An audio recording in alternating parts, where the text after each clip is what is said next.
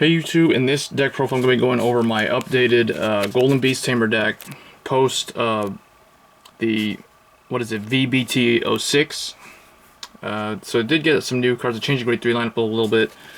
I never got Nightmare Doll Alice, and she's really hard to find in my area. And not a lot of people play Pale Moon in my area either, so I don't have any access to that card unless I wanted to get it online or something. But I don't really need it. I feel like Nightmare Doll Alice is a good card, but it's very resource intensive. And I like one of the new grade 3s that came out, so we'll just go ahead and show that card right after Golden Beast Tamer. But of course, for Golden Beast Tamer, she used to be one of the worst grade 3s in the game. I think she had like Restrict or something back in OG Vanguard, but she is now like pretty decent, I would say. So key grade 3. The deck still has a lot of combo potential. This deck is basically all combos compared to Silver Thorns, which I will be posting in another video at some point, because Silver Thorns is my main deck right now, for those wondering. But yeah, 4 Golden Beast Tamers, and then the new Miracle Pop Eva. So I'm running 3 of her. She replaced, what's her name? Tricky Assistant.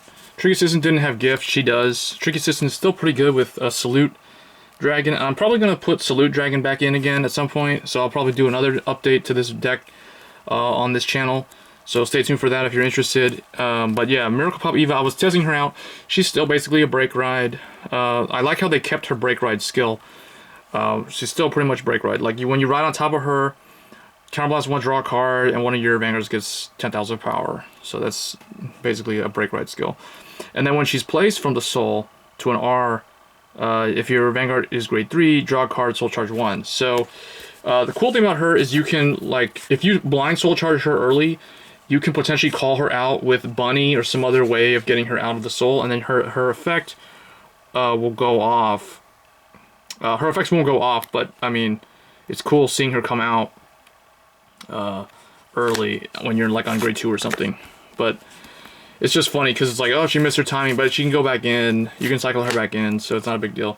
So Miracle Pop Eva, not super broken or anything, not super great, but it's like, it's pretty decent. It's a very good budget card if you don't have Nightmare Doll Alice like me.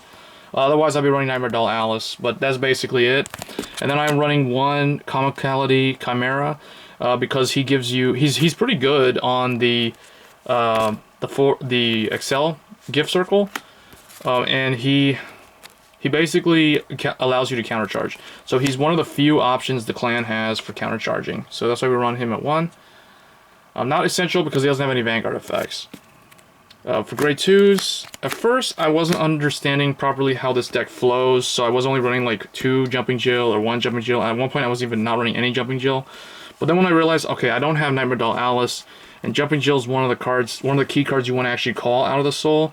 So without Nightmare Doll Alice, being able to call her out is dependent on either Golden Beast Tamer or what's the Bunny, the grade 1. But it's still a good card. You can cycle her in and out easily with this other grade 2 that we're running. Not this guy, but the one after this guy. So I'm running 3 Nitro Juggler. I might try swapping him for Misdirection in a future video. I want to try Misdirection because I feel like Misdirection gives you more options than he does, even though she's Counterblast heavy. But we are running ways to unflip. We're running this guy, we're running another card that also unflips.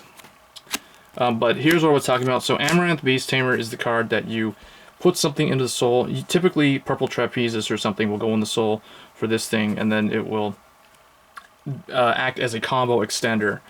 So very good with Golden Beast because Golden Beast gives it 3k, and then it gets its own skill gives it 3k, so it's 15. So it can swing to a Force Vanguard without a booster. If it's on the gift circle, then that's just even better. So Amaranth Beast Tamer is pretty essential, I would say, for the deck to flow with its combo extenders. Then I'm running 1 Dancing Knife Dancer, like I said earlier. So Dancing Knife Dancer and Chimera are the ways that we countercharge in this deck. He can use his effect multiple times because you tend to want to hide him in the Soul at the end of the turn.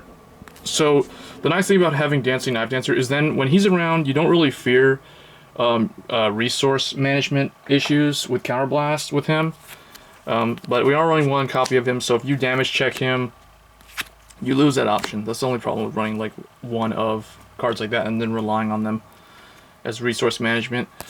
For grade 1s, I am back to running Starting Presenter. I was running Brazier Bunny, but I didn't like him. A lot of people like that guy more. I've seen deck profiles of people like swapping Starting Presenter for Brazier Bunny. It really depends on I guess your strategy. But in my opinion, Starting Presenter, this deck needs to build Soul as soon as possible, and it doesn't really have consistent ways of Soul charging or getting things into Soul the way like Silver Thorns do, for instance. So I felt like at first I was using him and it was okay. Then I swapped to Brazier Bunny and took him out completely, and then I didn't really like Brazier Bunny because I didn't like the ditch to draw. Because it doesn't do anything for the Soul unless you're at grade 3, and usually you want your grade 1 cards full effects to go off in the early game to get the most benefit out of them. So I feel like that's the reason why Starting Presenters are rare and Braziers are common, but you can play whichever one you prefer, but I like Starting Presenter. Then next, one of the most important cards for this deck is Purple Trapezes, still near broken in my opinion. This with Amarant Beast Tamer comboing, like Soul Blasting itself to call something else out, to pull like Jumping Jill or another Beast Tamer or Chimera or something, or even Eva from the Soul.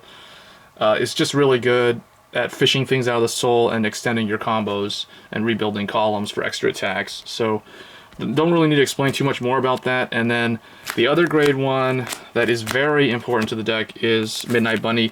And the fact that I don't have Nightmare Doll Alice makes this card, in my opinion, even more important for this deck to function properly. Because Nightmare Doll Alice is very good because she doesn't have to hit. This card requires that the attack that it boosts is hits, but you know, you lose a little bit for more Vanguard power with Eva, I guess. But definitely a 4 of, must run 4 of this card if you want this deck to mean serious business. And then for the grade 1, this will surprise people, but I am running 2 of the new grade 1 Sentinel. The one that has the Vanguard effect. When it's placed, you draw a card and discard a card from your hand. So this has the Brazier Bunny's effect built in. So that's another reason why I don't really need him. Yeah, Ethel's in here because of my trigger lineup, which is my secret sauce for Pale Moon in the current meta, which I like my lineup a lot. So we're going to go over that right now. Feel free to copy it. It's super good. It's probably one of the best trigger lineups I've found for this clan. Because I feel like with Excel clans, you do want to run front trigger. Front triggers are very, very important. Almost like a win condition. Without them, the deck just doesn't feel right. I mean, you can get your 5th attack in or 4th attack in without them, but your power columns are not very good.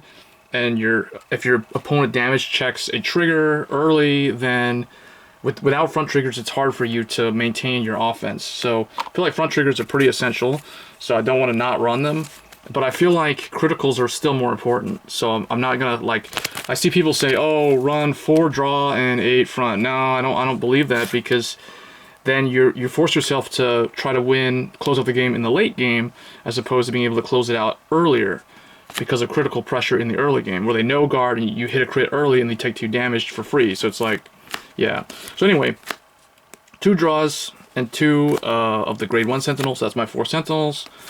So 2 draws are the only draws I run. Because of Excel 2, you don't need to run draw triggers at all, I feel.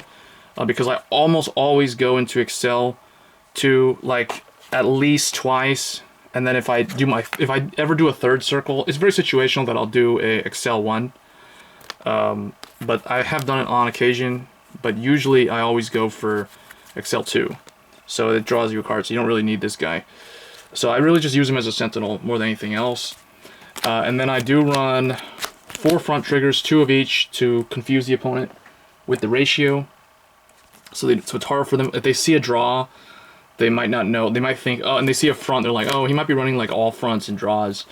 But nope, we're running 6 critical, because 6 critical is just way too good. You've got to run critical triggers in every single deck. I won't run any less than 6. 6 is the minimum number I'll do. Usually 8 to 12 is ideal, but it really just depends on the clan more than anything else. But criticals are a must, because if you just hit them early, and it's just usually the opponent's not guarding early, so you're just putting yourself in lead in terms of the damage. So 6 critical, 4 front, and 2 draw. That's the lineup, and then the 4 heals. So that's the trigger lineup. The secret sauce is 2, 4, 6, 4. That's the ratio, and then Entertain Messenger as a starter, of course. So this is my Golden Beast Tamer / Miracle Pop. I call it my break ride Pale Moon deck. Hope you guys enjoyed. Let me know what you think in the comments, and I'll catch you guys in the next video. Thanks.